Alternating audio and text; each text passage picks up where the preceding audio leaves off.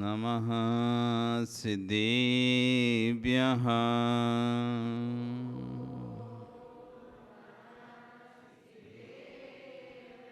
ॐ नमः सिद्धेभ्यः।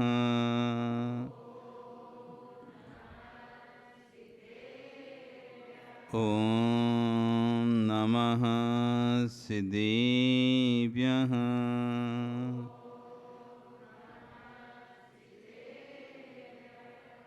तीन भुवन में सार बीते राग विज्ञानता, शिव स्वरूप शिविकार। नमः त्रियोग समारिके, नमो अरिहंताणं, नमो सिद्धाणं, नमो आयरियाणं, नमो वज्रायाणं, नमो लोये सव्यसाहुणं। बोले अनंत अनंत से परमेष्ठी भगवानी की, आदिरम आदिनाथ भगवानी की, वर्तमान शासन महावीर भगवानी की, आचार्य कुंद कुंदेव स्वामी महाराज जी की, आचार्य विश्व सागर जी महाराज जी की, अहिंसा में विश्व धर्म की।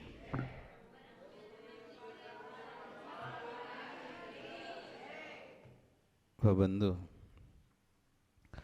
वर्तमान शासन न्यायिक वर्धमान स्वामी के शासन में पारस स्वरूप की चरण निश्रा में बैठकर हम सभी यहाँ पर जिन देशना का श्रवण कर रहे हैं।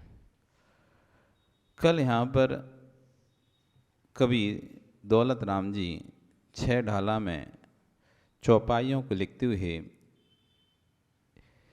प्रत्येक जीव सुख चाहता है, दुख से भयभीत है, हर व्यक्ति सुख की खोज में है, पर वास्तविक सुख कहाँ मिलेगा ये उसको पता ही नहीं है। उसे इस पर्याय की दुर्लभता के बारे में बोध ही नहीं है। हमको ऐसा लगता है कि मनुष्य पर आराम से मिल जाती होगी, बहुत आसान इस पर्याय को प्राप्त करना। आचार्य भगवंतों ने जो कहा उसी को पद्यानुवाद में दौलत राम जी कह रहे हैं कि ये जीव अनंत काल से योग में भ्रमण कर रहा है और उस भ्रमण में एक श्वास में 18 बार जन्म मरण के दुखों को भोग रहा है और ना जाने कौन से पुण्य के उदय से वहाँ से निकला, निकसी भूमि जल पावक भयो, पवन प्रत्येक वनस्पति थयो। वहाँ से निकला निगोज से, जहाँ पर कि एक श्वास में 18 बार जन्म और मरण का दुख था, निकलकर एक इंद्री बना, पृथ्वी बना, जल बना, अग्नि बना, वायु बना, वनस्पति बना। कर्म फल चेतना को भोग रहा है, प्रतिकार भी नहीं कर सकता। गर्मी का प्रतिकार नहीं कर सकता, ठंडी का प्रतिकार नहीं कर सकता, बरसात का प्रतिकार नहीं कर सकता। त्रस्त जीव तो ऐसा है, चल रहे थे, आपने उंगली लगा दी, अपना रास्ता बदल देंगे। उन्हें जहाँ भी थोड़ा सा कुछ लगेगा वो रास्ता बदलकर दूसरा रास्ता अब प्रतिकार कर सकते हैं, लेकिन स्थावर कहाँ से प्रतिकार करेंगे? जो पेड़ खड़ा है तो खड़ा ही है, चाहे ठंडी हो तब भी खड़ा हुआ है, बरसात हो तब भी खड़ा हुआ है, उष्णता पड़े कितनी भी तब भी खड़ा हुआ है, वो भागकर कहीं जा ही नहीं सकता। कर्म फल चेतना को भोग रहा है, भोगना ही पड़ेगा, भोगना ही पड़ेगा, प्रतिकार नहीं कर सकते। पृथ्वी जल अग्नि वायु वनस्पति हुआ वहां से निकल के, फिर कह रहे हैं दुर्लभ लही ज्यों चिंतामणि। जैसे कोई रत्न है और वो एक समुद्र में फेंक दिया जाए। विजय जी, आपके पास एक रत्न था, बेशकीमती रत्न था, और आपने वो रत्न समुद्र में फेंक दिया और अब बोले आप कि इसको ढूंढ के लाओ,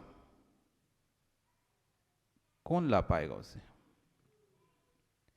समुद्र के बीच में गया हुआ रतन, जिस समुद्र की कोई था ही नहीं है, जिसकी पार जिसकी गहराई किसी ने नापी नहीं है, उस समुद्र में छोड़ा हुआ एक छोटा सा रतन कहाँ मिलेगा? तो कहते हैं वो रतन तो फ्री मिल जाए, लेकिन उससे भी ज्यादा दुर्लभ है दो इंद्रिय पर्याय को प्राप्त करना, इल्ली बनना। पृथ्वी जल अग्नि वायु वनस्पति को छोड़कर इल्ली की पर्याय भी प्राप्त करना, ये भी बड़ी दुर्लभ बात है, क्योंकि दो इंद्रिय से तिरस पर्याय प्रारंभ हो जाती। दो इंद्रिय से तिरस पर्याय प्राप्त, वो इल्ली की पर्याय लट की पर्याय प्राप्त करना भी इतना दुर्लभ है, जैसे कि समुद्र में फेंका हुआ चिंतामणि रत्न मिल जाना बड़ा दुर्लभ है, ऐसी वो लट की पर्याय भी, इल्ली आदि की पर्याय भी, नाले की कीड़े की पर्याय भी बनना इतना दुर्लभ है। जब वो इतना दुर्लभ है, फिर ये मनुष्य पर्याय कितनी दुर्लभ होगी। दुर्लभता का आभास कराना चाहते हैं आपको, आचार्य भगवान दुर्लभता का आभास कराना चाहते हैं। ये मनुष्य पर्याय कितनी दुर्लभ है, जो नाली में कीड़ा बिलबिला रहा है, जो मल में कीड़ा बिलबिला रहा है, जो पेट में कृमि बिलबिला रही हैं, यही बनना दुर्लभ है। जब ये पर्याय दुर्लभ है, फिर मनुष्य पर्याय कितनी दुर्लभ हो गई। दुर्लभ लई जो चिंतामणि, त्यों पर्याय लही त्रस तणी। लट पिपील अली आदि शरीर रस बने, दुर्लभ इस पर्याय को ही प्राप्त किया, लेकिन उस पर्याय में फायदा क्या, कल्याण तो कुछ हुआ ही नहीं सकता। दो इंद्रिय अपना कल्याण कर नहीं सकता, तीन इंद्रिय अपना कल्याण कर नहीं सकता, चींटी आदि वो अपना कल्याण कर नहीं, होरे मच्छर मक्खी आदि अपना कल्याण कर नहीं सकते। तो पर्याय प्राप्त भी कर ली उन्होंने, तिरस जो इतनी दुर्लभ पर्याय थी वो दुर्लभ पर्याय प्राप्त भी कर ली, लेकिन कोई फायदा नहीं। लट पिपील अली आदि शरीर धर धर मर्यो सयो भयो पीर। ये शरीर प्राप्त किए मर गए। आपको तो लगते नहीं है ना, चींटियां मर जाएं सो आपको कोई दुख नहीं होता, कीड़े मरें तो आपको दुख नहीं होता। लाखों हजारों कीड़े जब लाइट में होते हैं, हम तो बड़ी अपना घूमते फिरते हैं, वो पैरों के नीचे खुसते रहते हैं, मरते रहते हैं, हमें कोई फर्क ही नहीं पड़ता। वो जन्म लेते रहते हैं, मरते रहते हैं, लाइट उत्पन्न होते रहते हैं, मरते रहते हैं, गिरते रहते हैं, मरते रहते हैं, लेकिन कभी अपन को ऐसे ही लगता है अरे कि जीव मर रहा है। इंसान मरे तो बड़ा दुख होता है, इंसान मरता है अरे वो आदमी मर गया, बड़ा दुख होता है। लेकिन कभी कोई चींटी का दुख हुआ, कभी मच्छर मरने का दुख हुआ, कभी मक्खी मरने का दुख हुआ, लगता ही नहीं ये जीव हैं। हमें इनको जीव ही नहीं समझते, जानकर मार देते हैं। एक बूंद खून नहीं पी पाता है एक मच्छर,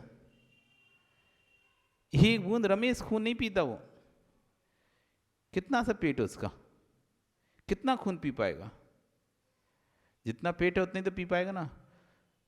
एक बूंद खून नहीं पीता, पर हम उसके प्राण ले लेते हैं उतने में। जैसे ही हमारे हाथ पर बैठा और फटाक से हमने आंसू दबा दिया। क्यों? हमें उसमें जीव दिखते ही नहीं है। दूसरे पंचेंद्रिय मारे तो हत्या दिखती है, हत्या कर दी, हत्यारा है। लेकिन दो इंद्रिय, तीन इंद्रिय, चार इंद्रियों की जो निरंतर हत्या चल रही है हमारे द्वारा, उसे हम हत्या समझते नहीं है, उसे हम हत्या समझते नहीं है। चींटियां जा रही थी और मजा आया, पानी और फैला दिया, वे सब बह गई। पानी सफाई करना है, सो पानी फेंक दिया तो सारी बह गई। हमें लग ही नहीं रहा हम हत्या की है किसी की, हम किसी को मारे, जीव ही नहीं समझते, हम उनको जीव ही नहीं समझते। लट पिपील अली आदि शरीर, ऐसे शरीर धर धर कर कई बार मरे, लेकिन कोई फायदा नहीं। कभऊ पंच इंद्रिय पशु भयो, मन बिन निपट अज्ञानी थयो। इन पर्याय से जैसे भी जैसे तैसे निकले तो पंचेंद्रिय पशु बन गए, उसमें भी मन रहित बन गए। मन ही नहीं था तो हे उपाधि का विवेक ही नहीं था, क्या करना चाहिए क्या नहीं करना चाहिए कोई ज्ञान ही नहीं था। और संगी भी बने तो कभी बलवान ने हमको खा लिया, सिंगादिक सैनी हवे कूर, निबल पशु अति खावे हो, दूसरे पशुओं के द्वारा खाए गए। मछलियां हैं, मुर्गी हैं, बकरे हैं, इन जीवों की पर्याय तो आप सोचो क्या है। इनका पालन किस लिए हो रहा है? लोग कह रहे हैं पालन हो रहा है, पालन नहीं हो रहा उनका। मत्स्य पालन मछलियों को पालने के लिए नहीं है, मछलियों को खाने के लिए बड़ा किया जा रहा है। उनका अंत ही दूसरों का भोजन है, उनका अंत दूसरों के मुंह का निवाला ही बनना है उन्हें। कितनी मुर्गी बड़ी हो जाए उसको दूसरे का निवाला ही बनना है, कितनी मछली बड़ी हो जाए उसको दूसरे का निवाला ही बनना है, कितना ही बकरा हो जाए उसे दूसरे का निवाला ही बनना है।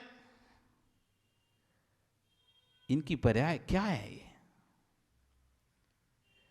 पंचेंद्री भी हैं, तब भी लोग इनको सीधा सीधा खा जाते हैं, ऐसे जिंदा सेंक सेंक के खा जाते हैं। उनकी वेदना को वेदना ही नहीं समझते। ऐसे ऐसे क्रूर जीव हैं, जिंदा मुर्गे को पीपे में बंद करके गड्ढा करके ऐसे सेंकते हैं आग पर रख के।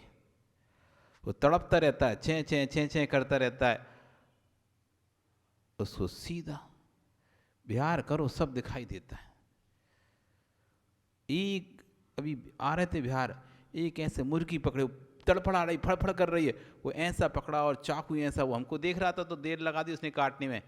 उधर देख रहा है ऐसा मुर्गी पकड़ा है, उसकी गर्दन ऐसा चाकू लिए, हम निकल रहे तो देख रहा है, उतनी सी देर के उसके प्राण थे, जैसे हम वहां से निकले मार दिया होगा।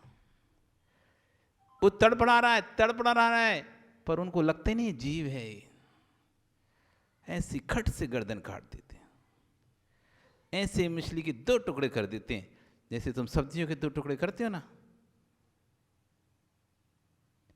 जीव ही नहीं मानते। ऐसी पर्याय को प्राप्त किया हमने, इन सब पर्यायों में जाकर आ चुके हैं हम। मछली बन गए हो, मुर्गी भी बने हो, बकरा भी बने हो, सब प्रकार की जितने भी प्रकार की पर्याय होती हैं जीव जंतु की, सारी पर्यायों को हमने प्राप्त किया है, पर वहां पर कल्याण का कोई साधन ही नहीं था। सिंह आदि बन गए, दूसरे जीवों को खा रहे हैं, निबल पशुओं को खा रहे हैं। सिंह आदि सैनी हवे कूर, निबल पशु हति खाए भूर। कबहू आप भयो बलहीन, सब लनी करी खायो अति दीन। कभी आप उस पर्याय में बलवान रहे तो दूसरों को खाया, कभी दूसरा बलवान लिया तो आपको खा लिया। छोटे छोटे कीड़ों को चूहा खाता है, चूहा को सांप खा जाता है, सांप को नेवला खा जाता है, नेवला को बिलाव खा जाता है, बिल्ली को कुत्ता खा जाता है, कुत्ता को और गीदड़ वे खा जाते हैं, उसको शेर खा जाता है और उनको मनुष्य खा जाते हैं। जो जिससे ज्यादा बलवान हुआ उसने उसको खा गया। जो जिससे अधिक बलवान हुआ, जब वो बलवान था तो सबल को निर्बल को खाया, अब दूसरा सबल हुआ तो उसको खा गया। आचार्य पूछपाछ स्वामी हुए, उनको बैराग, जब उनका बहुत बड़े आचार्य हुए पूछपाछ स्वामी, 6वीं शताब्दी हैं, तो उनका बैराग उन्हें किस चीज से आया था? उन्हें बैराग इसी चीज को देख के आया, एक मेढक मुंह में मछली दबाए, मेढक मुंह में मछली को दबाया हुआ है, सांप मेढक को दबाया हुआ है। मेढक ने मछली पकड़ी और सांप ने मेढक को पकड़ा, सब एक दूसरे को खा रहे हैं और पीछे से एक आदमी सांप को पकड़ रहा है। तब उस दृश्य को देखकर उनको बैराग हो गया, इस संसार में जो भी बलवान होता है वो निर्बल को इसी तरह से खा जाता है। आज हम बलवान हैं तो दूसरों को अत्याचार कर रहे हैं, आज हम बलवान हैं तो दूसरों पर रौब जमा रहे हैं, कल जब दूसरा बलवान आएगा तो हमको रौब जमाएगा। यही जगत की लीला है। कबहू आप भयो बलहीन, कभी आप बलवान थे तो दूसरों को आपने बल से उनकी संपत्ति सब कुछ हड़प कर लिया, अब दूसरा बलवान आ गया तो तुम्हारी संपत्ति को हड़प कर लिया। विजय जी, केस देख नहीं रहे क्या आप कि पहले उसने दूसरों की संपत्ति को लिया, आज दूसरा उसकी संपत्ति को कब्जा कर लिया। कबहू आप भयो बलहीन, सबलनी करी खायो अति दिन। कभी तुम बलवान थे तो दूसरों की जमीनों को रख लेते थे, आज तुम्हारी जमीन को दूसरों ने रख लिया। अब रो रहे हैं वो, दूसरे ने ले ली हमारी जमीन। उस समय कहां थे जब तुम दूसरों की जमीन ले रहे थे? ये समय चक्र है, ये समय चक्र है, घूमकर वापस आता है। ये समय चक्र है, घूमकर वापस आता है। तुमने दूसरों के साथ किया था, अब वही तुम्हारे साथ हो रहा है। ये समय चक्र है, छोड़ेगा किसी को नहीं। पहले तुमने अपना पावर दिखाकर दूसरे की वस्तु को अपने नाम किया, अब दूसरा पावर दिखाकर तुम्हारी वस्तु को अपने नाम कर रहा है। ये समय चक्र है। इसलिए आचार्य कह रहे हैं, कबहू आप भयो बलहीन, सबलन करी खायो अति दिन। कभी आप सिंह आदि तिरंच में आए तो सिंह आदि पर्याय को प्राप्त किया तो दूसरों जीवों को खाया, फिर मरकर तुम ही हिरण बन गए तो वे सिंहों से खाए जा रहे हैं। छेदन भेदन भूख प्यास, और क्या दुख भोगे तिरंच बनने के बाद? छेदना भेदना। अब बैलों को देखो, घोड़ों को देखो, नखेल नाक में छेद दिया जाता है। उन बैलों को देखो, अंडकोश तोड़कर उन्हें नपुंसक बनाया जाता है। जानवरों को देखो, उनके अंगोपांग छेद दिए जाते हैं, भेदन भेद दिए जाते हैं। भूखे रहते हैं, पूरी सुबह से लेकर शाम तक दौड़ते हैं, वो खाने के लिए थोड़ा सा घास मिल जाता है। भूख भी लग रही है तो बोल नहीं पा रहा है। आपको भूख लगती तो आप तो बोलकर भोजन चाहिए भोजन चाहिए चिल्लाने लगते हो, उनको भूख लगती तो बोल भी नहीं सकते। कितना ज्यादा भूख लगी है, देने वाले को तो उतना ही देना है उसे, उसका तो निश्चित इतना ही देना है, काम कितना ही कराएगा, लेकिन खाना उसको निश्चित देना है। भूख की वेदना भी सता रही है तब भी कुछ नहीं कर सकते, प्यास की वेदना भी सता रही, कुछ नहीं कर सकते। छेदन भेदन भूख प्यास, तिरंच बनने के बाद भार वहन, क्षमता नहीं है तब भी क्षमता से अधिक लोगों को बिठा दिया तांगे में। क्षमता नहीं है तब भी क्षमता से अधिक बोरों को लाद दिया, अब उनको चाबुक मार रहे हैं, चलो चलो। वो घसीट घसीट के चल रहा है, चाबुक भी खा रहा है, वो लेके भी जा रहा है। देखा नहीं क्या कैसे भाल लाद देते हैं वो जानवरों के ऊपर, वो चलते नहीं तो कैसे अरई लगाते हैं, नुकीली कील गड़ाते हैं, चाबुक मारते हैं। वो चलता है बेचारा, चलता है तब भी शौक रहता है, तब भी मारते जाते हैं। वो चल भी रहा होगा और तेज चला और तेज चला और चाबुक मारते हैं। छेदन भेदन भूख प्यास, भार वहन हिम आतप त्रास। ठंडियों में जहां पर आप घरों में दुबक कर सोते हो, बेचारे वो बाहर पड़े रहते हैं। ठंडियों में जहां पर तुम्हें एक एक कम्बल, दो दो रजाई, तीन तीन रजाई से भी ठंड नहीं लगती है, वहां वो ठंडी में बाहर पड़े हैं। कोई एक बोरा भी डालने वाला नहीं है उनके ऊपर, एक बोरा भी डाल दे, और एक बोरा भी डाल भी दे तो उससे उनका कोई शरीर ढकने वाला नहीं है। क्या उससे शरीर ढक जाता उनका? एक बोरा पीठ पे कोई डाल भी दे, अज्जू, गायों के पीठ पे तुम एक बोरा डाल भी दो तो क्या उनसे उनकी ठंड बच जाएगी? पूरे खुले में कितनी भी ठंडी लहर चल रही, शीत लहर चल रही हो, तब भी खुले में पड़े हुए हैं। शीत की लहर की वेदना, हिम आतप तीक्ष्ण गर्मी है, तब भी रूणों पर पड़े हुए हैं गर्मी में। बरसात हो रही है, भीग रहे हैं, गीले हो रहे हैं, कोई आश्रय नहीं है। ये सब दुख तिरंच बनकर भोगे हमने।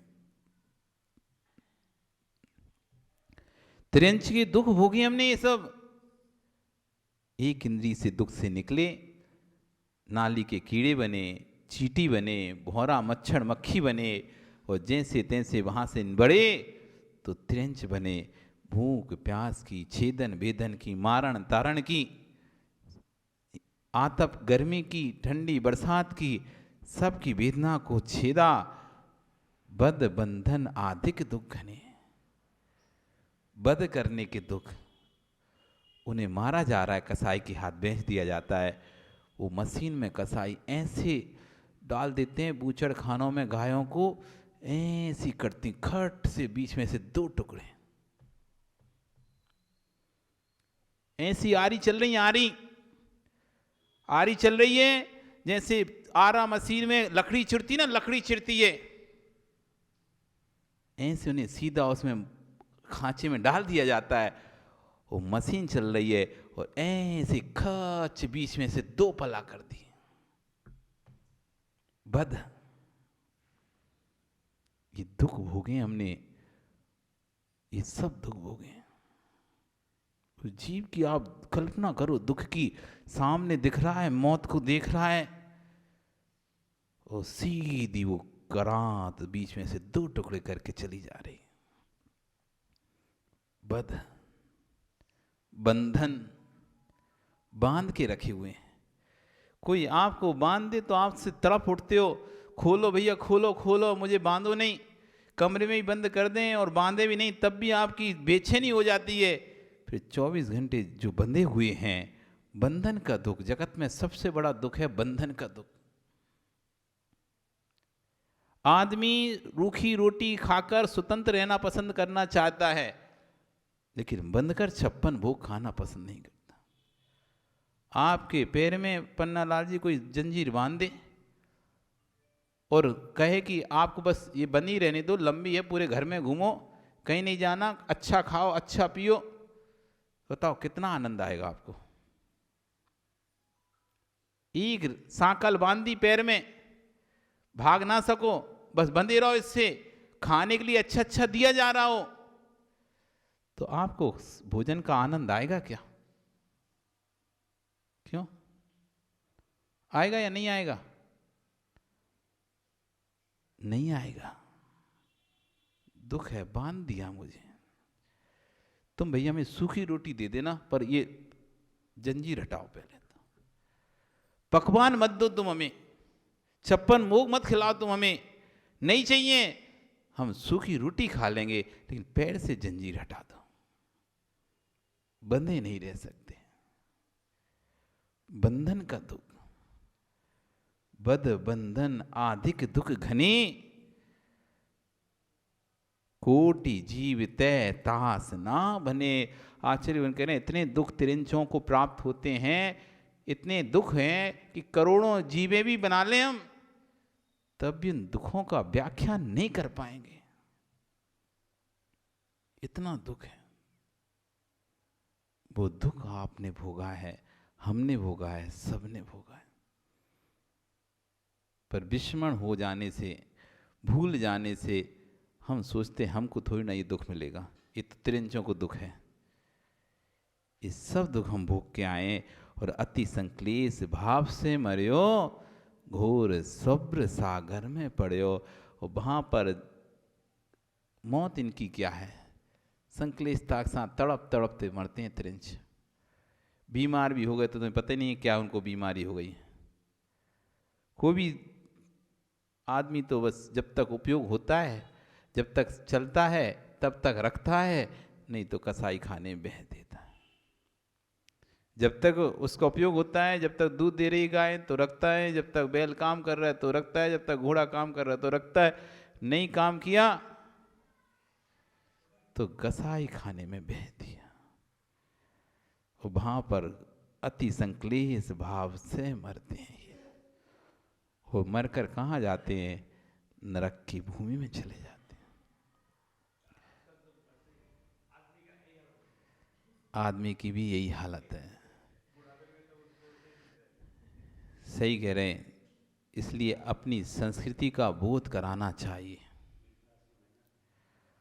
अपनी संस्कृति का बोध कराना चाहिए बच्चों को। आज से, अभी से भारतीय संस्कृति का बोध कराना चाहिए, जिसमें बूढ़े होने पर माता पिता को वृद्ध आश्रम भेजा नहीं जाता, बूढ़े होने पर उनकी भगवान की जैसी पूजा की जाती है। उस भारतीय संस्कृति का बोध कराना चाहिए। लोग पाश्चात्य संस्कृति में जा रहे हैं, लोग पाश्चात्य संस्कृति आए, भारतीय संस्कृति में बूढ़े माता पिता की पूजा की जाती है, उन्हें निकाला नहीं जाता। जानवर तक को चाहे दूध देता चाहे नहीं देता था, आखिरी दम तक उसका पालन करते थे, बेचते नहीं थे। दूध छोड़ भी देता था गाय वगैरह तो भी उसको रखे रहते थे। वो थी भारतीय संस्कृति। अब वो विलीन हो चुकी है। पाश्चात्य संस्कृति का ऐसा डेरा डल चुका है, हम दो रहे बस। अब तो बच्चों को भी नहीं रखते, उनको भी भेज देते हैं बोर्डिंग में, पढ़ो बाहर रहो तुम। माता पिता को रखते नहीं है, बच्चों को भेज देते हैं। माता पिता को साथ में रखते नहीं है, उनसे बनती नहीं है, और बच्चों को भेज देते हैं। तो संस्कार तो पूरी तरह से शून्य हो चुके हैं। ना अपनी भाषा रह गई है, ना अपना भोजन रह गया। पराई भाषा पराया भोजन, पराई भाषा हो गई, पराया भोजन हो गया है। ना अपनी भाषा है, ना अपना भोजन है। उस संस्कार को आपको डालना चाहिए अपने बच्चों में। अपने बच्चों को अपने ही घर में रहकर पढ़ाना चाहिए। आप भी तो पढ़े लिखे हो, आप भी तो पढ़े बड़े पढ़े कमल, कहाँ रहकर पढ़ाई करी? घर में रहकर पढ़ाई की ना। आपने कहाँ रहकर पढ़ाई की महावीर जी? घर में रहकर ही की ना। जो जो सब बड़े हैं, सब ने घर में रहकर पढ़ाई की है। घर में रहकर भी पढ़ाई होती थी। अब एक चलन चल गया, चलन चल गया, चलन। पैसा नहीं भी है माता पिता के पास, तब भी बच्चे को बाहर भेजना है। एक फैशन आ गया, फैशन।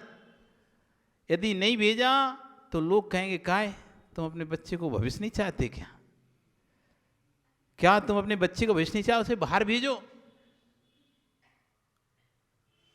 यदि उसका भविष्य, उसमें स्वयं में योग्यता होगी तो यहीं वो अपना भविष्य बना लेगा। योग्यता नहीं होगी तो बाहर पिता का पैसा बर्बाद करके वापस आ जाएगा। ये सिखाना चाहिए समाज को। योग्यता है, घर में ही पढ़ाओ बच्चों को।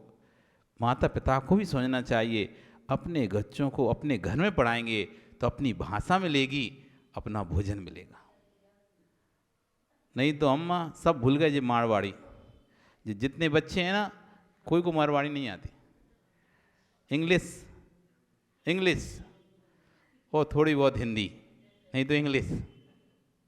भूल गए सब। घर में रखो, उनको संस्कार दो, अपनी भाषा का ज्ञान कराओ, अपनी भाषा का बोध कराओ। घर में पढ़कर भी बच्चा कहाँ पढ़ाया था अम्मा विजय को? शादी में अम्मा ने कहा महाराज घर में पढ़ाएंगे तो शादी नहीं करेगा कोई। चिंता नहीं करो, पुण्य होगा तो सब हो जाएगी। पुण्य होगा तो सब हो जाएगी, और नहीं होगा तो कितने विदेश पढ़ के आ जाए, वे भी कुंवारे बैठे बहुत से।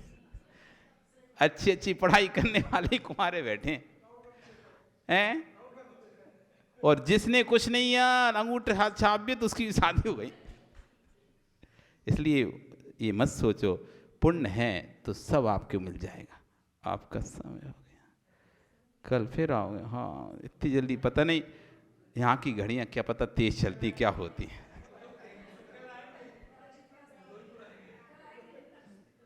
हाँ, जहाँ हो वहाँ आ जाना। अभी सुबह तो इधर ही आ जाना, धूबड़ी में है। ऊपर प्रवचन सुनने के लिए पुनः फिर चर्चा करेंगे। बोली भगवान महावीर स्वामी की। चलें जिनवाणी स्तुति। जावाणी के ज्ञान